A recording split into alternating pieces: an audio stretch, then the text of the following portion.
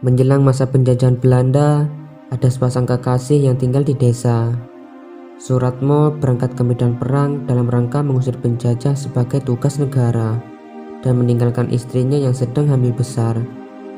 Lalu Suratmo memberi kalung ke istrinya yang ia pesan tak boleh dilepas apapun yang terjadi sebelum ia sendiri yang melepaskannya.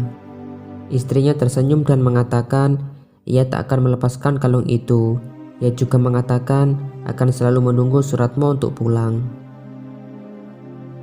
Sebelum lanjut bercerita, yuk subscribe bagi yang belum dan aktifkan loncengnya agar tidak ketinggalan cerita-cerita yang lainnya.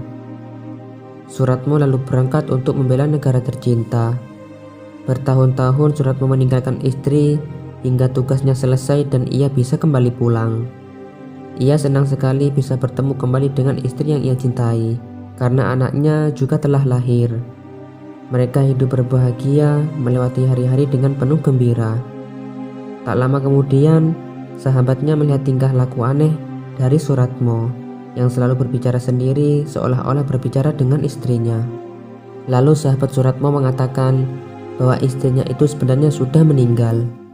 Suratmo hanya tersenyum dan disertai mimik muka yang agak kesal karena bercandanya kelewatan. Dan keesokan harinya muncullah seorang pria parubaya yang rupanya adalah dukun. Ia meminta anak Siti dikarenakan sesuai perjanjian anak itu akan diberikan kepadanya setelah usianya sudah 2 tahun. Siti jelas menolak. Lalu pria baya itu mengancam bahwa paku yang menancap di kepalanya akan ia cabut. Mendengar perkataan itu, Suratmo sangat marah. Dukun itu makin ngawur kalau berbicara. Pria itu mengatakan bahwa Siti dan anaknya itu telah tiada. Ia minta dihidupkan kembali karena masih ingin hidup dengan suaminya. Suratmo yang makin jengkel menyuruh pria itu untuk lekas pergi karena tak ingin terjadi kegaduhan.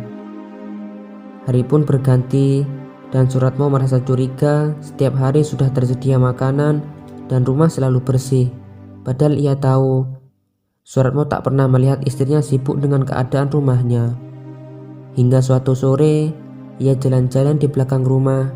Ia tersandung sesuatu dan merasa aneh dengan benda tersebut.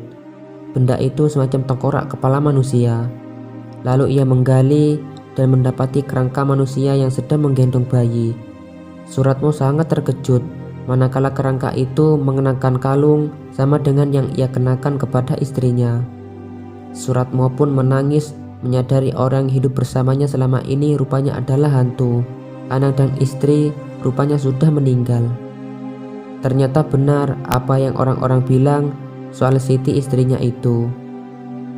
Lalu Suratmo meminta tolong kepada seorang kiai agar arwah istrinya tenang di alam sana karena alam mereka sudah berbeda. Setelah kejadian itu, hantu istrinya tak pernah lagi menampakkan diri.